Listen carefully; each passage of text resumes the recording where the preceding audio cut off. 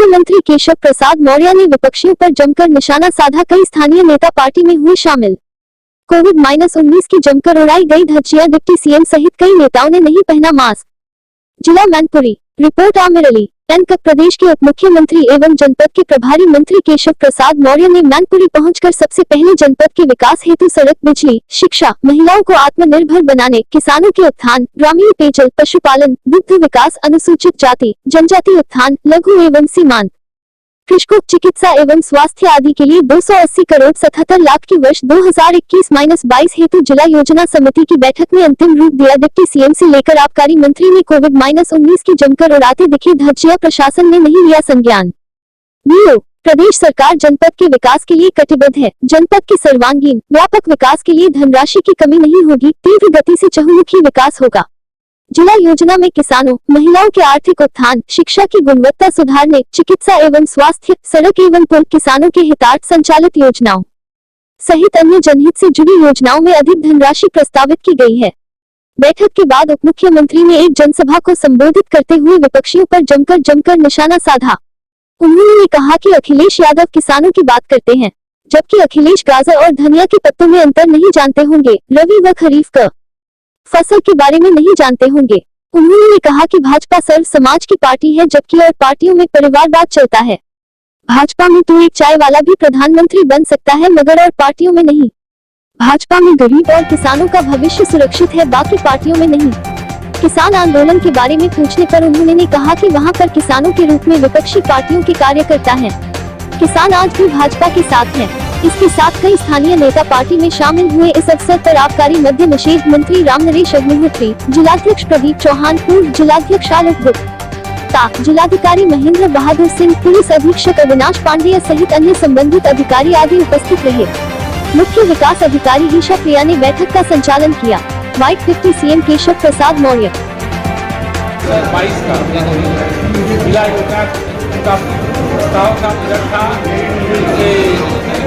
पास करने का कार्य किया गया है और इस वर्ष का जो प्रस्तावित बजट है वह 280 करोड़ 77 लाख रुपए है।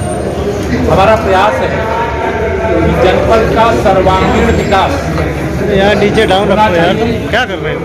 चाहे वह नगर क्षेत्र से जुड़ा हो, चाहे ग्रामीण क्षेत्र से जुड़ा हो। इस लक्ष्य को लेकर के उत्तर प्रदेश सरकार प्रदेश के सभी 75 जनपदों में अभियान चला रही है और इस अभियान का परिणाम ये है कि आज सब लोग एक स्वर से कहने लगे हैं कि जब उत्तर प्रदेश में समाजवादी पार्टी सरकार की कुछ जिलों का विकास होगा, अर्थात कुछ का साथ और कुछ का विकास। और भारतीय जनता पार्टी की जब सरकार है सभी जिलों जो हमारे आदिवासी भाई बहन के बीच में एकलव्य विद्यालय बनाने का एक फैसला किया गया है। किसानों को जो समर्थन मूल्य पर उनकी उपज की खरीद हो सके, इसके लिए अलग से व्यवस्था करने का काम किया गया है। तो मैं आज आप सबके सामने यहाँ बजट को लेकर के, इस जिले की जिला योजना बैठक को लेकर के, इस जिले में हो रहे व्यापक विकास को लेकर के यह बात आपके सामने रखा हूँ। और आज 138 करोड़ से अधिक की लोक निर्माण विभाग की परियोजनाओं का भी लोकार्पण किया।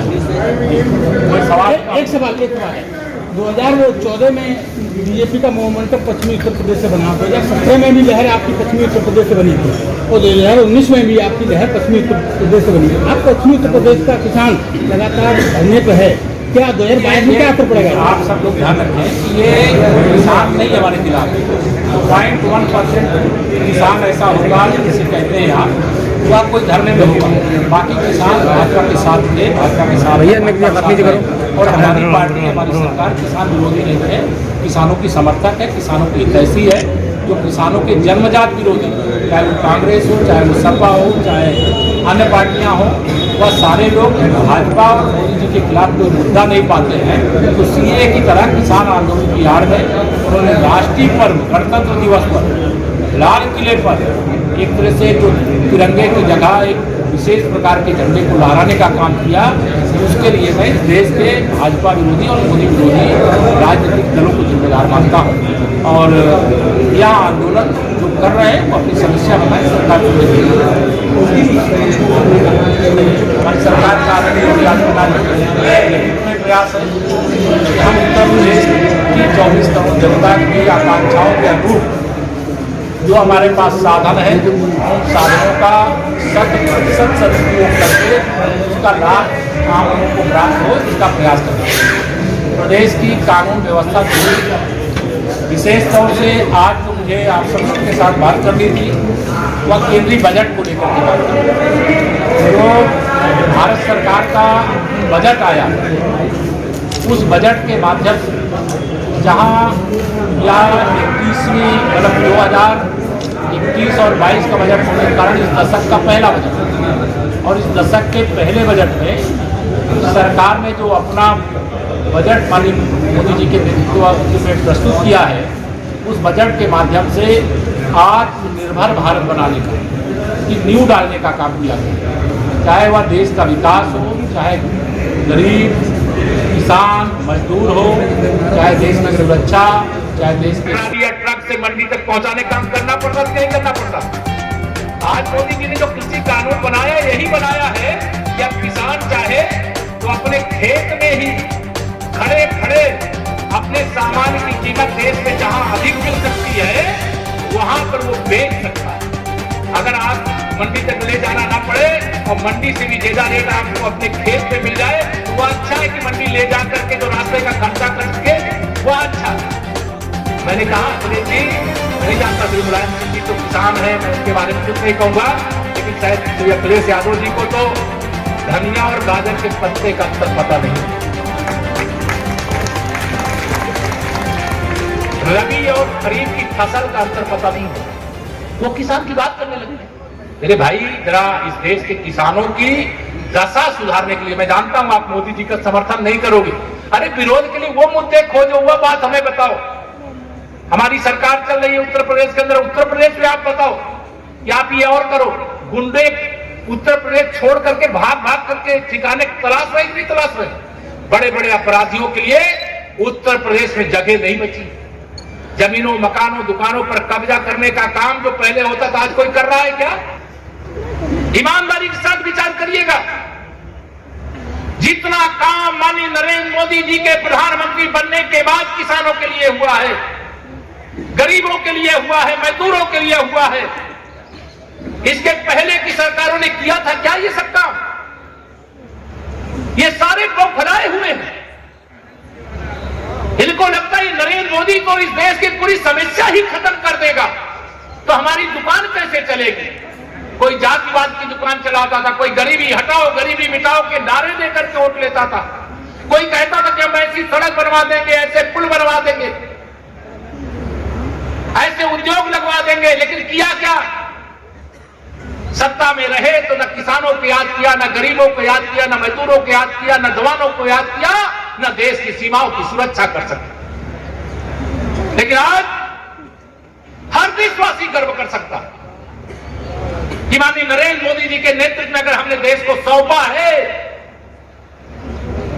तो हमने देश ऐसे हाथ में नहीं सौंपा है कि देश असुरक्षित हो। आज तो इस बात पे गर्व होना चाहिए। आप कल्पना करते हो चीन पीछे हटने वाले लोगों में से था, लेकिन जब 56 इंच के सीने वाले को देश की आपने बागडोर सौंपी है तो विश्व की सबसे शक्तिशाली सेना का शौर्य क्या है, उसकी शक्ति क्या है, या चीन को भी पाकिस्तान को दिखा देना, पाकिस्तान को हरा देना तो हम कर ही सकते हैं, लेकिन चीन को भी बता दिया कि पूरा विश्व भारत के साथ खड़ा था और चाइना अलग अलग पड़ा था। यही हो गई। अब देश के राष्ट्रपति नहीं, मैनपुरी के कोई साधारण से साधारण असाधारण कोई भी देश के प्रदेश के कोई भी नागरिक वहां जमीन खरीद करके अपना मकान बनवा सकते हैं, अपना व्यापार शुरू कर सकते हैं। अब धारा 370 गई। अब कोई माई का लाल ये नहीं कह सकता कि हम जम्मू कश्मीर को पाकिस्तान का हिस्सा बना सकते हैं। अब पाकिस्तान के कब्जे में जो जम्मू कश्मीर का हिस्सा है वो भारत का हिस्सा बनना बाकी है। आप भरोसा रखिएगा। जब 56 इंच के सीने वाले को देश की बागडोर सौंपे हैं तो कुछ तो अच्छा होगा। आप सब जानते हैं देश में जब परिवर्तन एक वातावरण बनता है, आप सब जानते हैं। कभी आपको याद होगा जब कांग्रेस की अगुवाई में मनमोहन सिंह जी की सरकार थी, उस समय हमारे देश के वीर बांकुरों के सर काट करके पाकिस्तान की ओर से आने वाले आतंकी हो, चाहे उनके सैनिक के भेष में जो उनके अपराधी हैं, वो आकर के गला तक हमारे सैनिकों का शीश काट करके ले जाते थे। लेकिन हम ये नहीं कह रहे हैं कि हमारे समय में, माननीय मोदी जी के समय में कोई घटना नहीं हुई। घटना हुई है, उरी की हुई है, पुलवामा की हुई है। लेकिन हमारे आपके सामने हम सब जानते हैं कि उरी की घटना हुई तो ईंट का जवाब पत्थर से सर्जिकल स्ट्राइक करके दिया कि नहीं हमारे देश के वीर वाकरों ने, सैनिकों ने।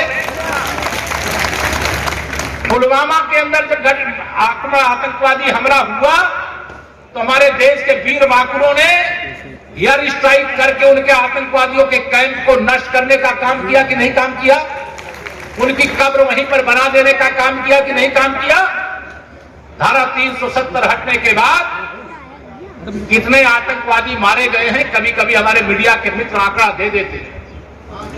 आज आतंकवाद मुक्त होने की ओर जम्मू कश्मीर आगे बढ़ गया, विकास के पथ पर आगे बढ़ गया। ऐसे अनेक काम हैं। केंद्र में माननीय नरेंद्र मोदी जी की नेतृत्व में पहले कार्यकाल में